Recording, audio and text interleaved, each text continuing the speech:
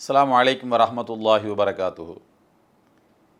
அன்பார்ந்த ஓஹெச் இஸ்லாம் சேனல் நேயர்களே, எல்லாம் வல்ல ஏக இறைவனுடைய அன்பும் அருளும் நம் அனைவர் மீதும் என்றும் நிலவட்டும்.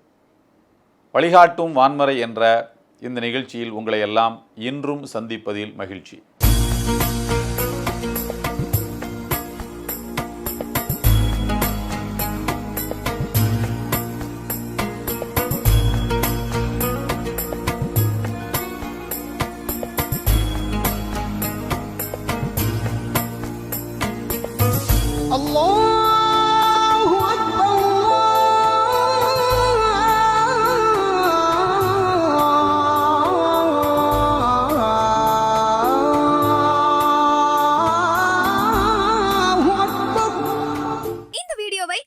வழங்குபவர்கள் Paces Pay, secure digital payments with multiple features and great success rate. அன்புக்குரியவர்களே, அருள்மறையாம் திருக்குரானில் எல்லாம் வல்ல இறைவன் சொல்லுகின்ற வரலாறுகளில் ஒன்று இறை தூதர் யூசுப் நபி அவர்களின் வரலாறு. அவர்கள் தோற்றத்தில் மிக அழகானவர், அறிவில் சிறந்தவர், ஆற்றல் மிக்கவர், நிர்வாகத் திறன் மிக்கவர், பிறர் பொருளுக்கு ஆசைப்படாதவர். அவர்களுடைய தோற்றத்தைப் போலவே அவர்களுடைய நடத்தையைப் போலவே அவர்களின் வரலாறும் மிகச் சுவையானது, அழகானது, ஏற்ற இறக்கங்களை கொண்டது. மனித வாழ்வென்பது இருளும் வெளிச்சமும் இணைந்ததுதான், பகலும் இரவும் சேர்ந்ததுதான். ஒரு மனிதன் ஏற்றத்தில் போய்கொண்டே இருந்தான் என்றால் ஒரு கட்டத்தில் நானே கடவுள் என்று சொல்வான்.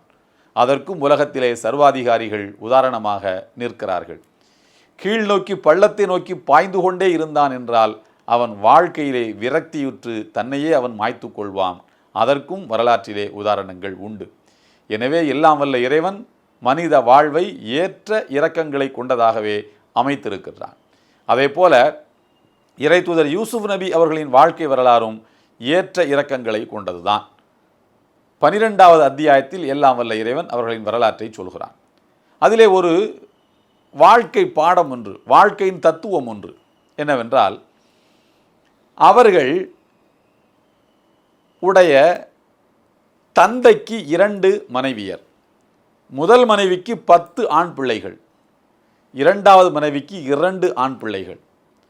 2வது மனைவிக்கு பிறந்தவர்தான் யூசுப் நபியும் அவருடைய சகோதரர் புன்யாமீன் என்பவரும். முதல் மனைவிக்கு பிறந்த 10 ஆண் பிள்ளைகளும் வீட்டில் ஒரு தனி அணியாக இயங்கிக் கொண்டிருப்பார்கள். 2வது மனைவியின் பிள்ளைகளான யூசுப், புன்யாமீன் இந்த இருவரும் தனி அணியாக தள்ளப்பட்டிருப்பார்கள். இவர்களின் விருப்பம் அதுவல்ல, இணங்கி செல்ல வேண்டும் என்பதுதான். ஆனாலும் இப்படி ஒரு பிளவு இயல்பாகவே ஏற்பட்டு விடும் அல்லவா? உலக வாழ்க்கையில் அதுதானே நடக்கிறது. மாற்றான் தாய் பிள்ளைகள் என்றால் ஒருவர் மற்றவரை ஒத்துக்கொள்வதில்லை, பொறாமைப்படுவது, போட்டியை வளர்த்து கொள்வது, இப்படித்தானே போகும். தந்தையின் பாடு பெரும் திண்டாட்டம். இருவரையும் ஓரணியிலே கொண்டு வந்து இணைத்து வாழ்க்கை சக்கரத்தை சுழற்றுவதற்கு அவர் அரும்பாடு பட்டு கொண்டிருப்பார்.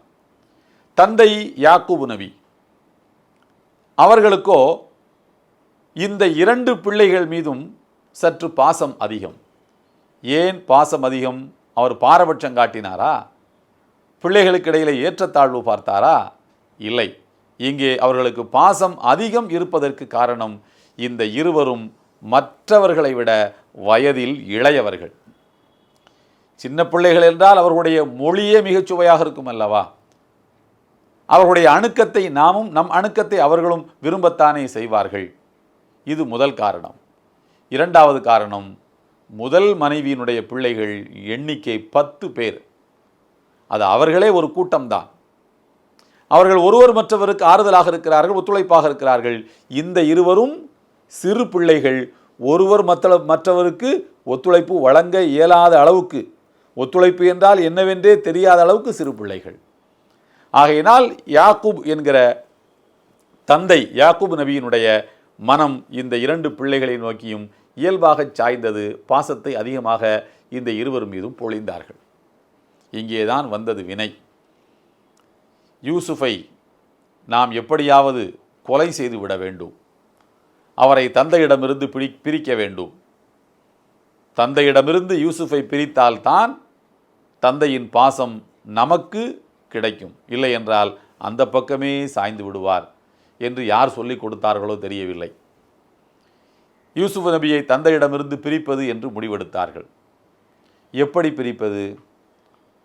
சிலர் சொன்னார்கள், அந்த 10 பேரில் சிலர் நாம் அவரை கொலை செய்து விடலாம் என்று.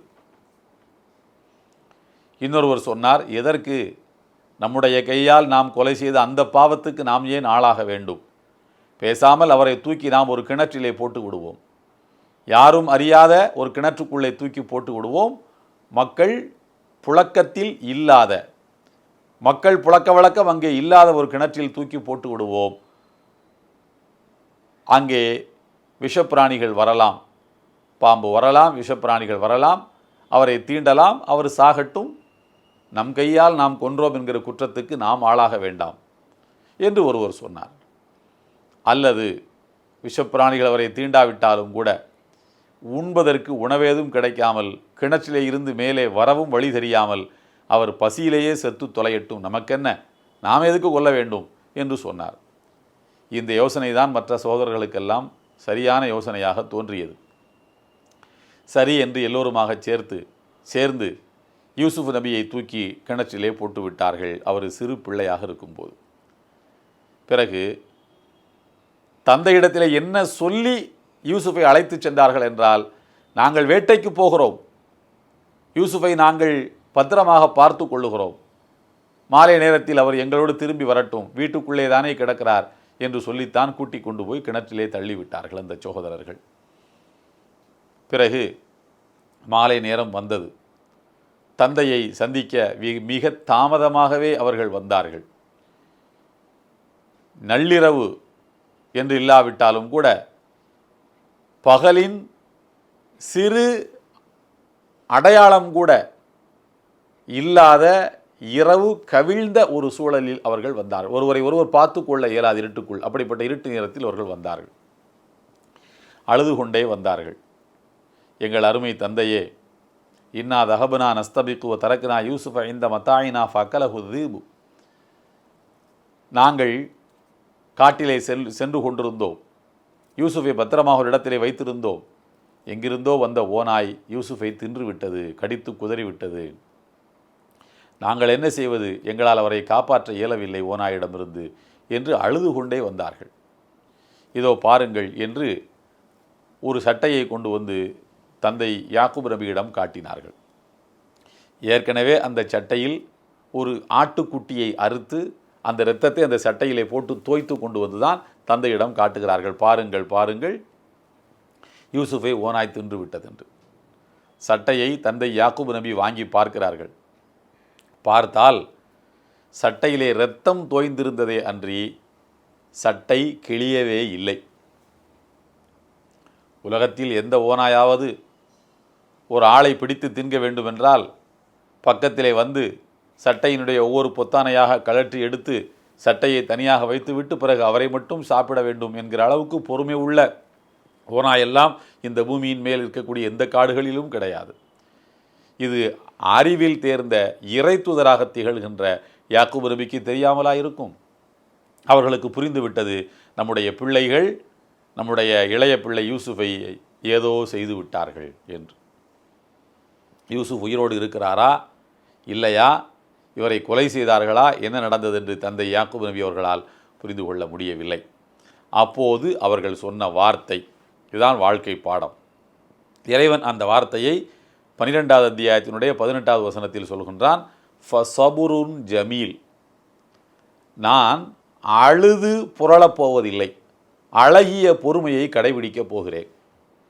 வல்லாஹுல் முஸ்தஆன் அலாமா தசிஃபூன், நீங்கள் என்னிடத்திலே சொல்லுகின்ற இந்த கதை இருக்கிறதல்லவா, இந்த கதையை நான் அல்லாஹ்விடமே ஒப்படைக்கிறேன்.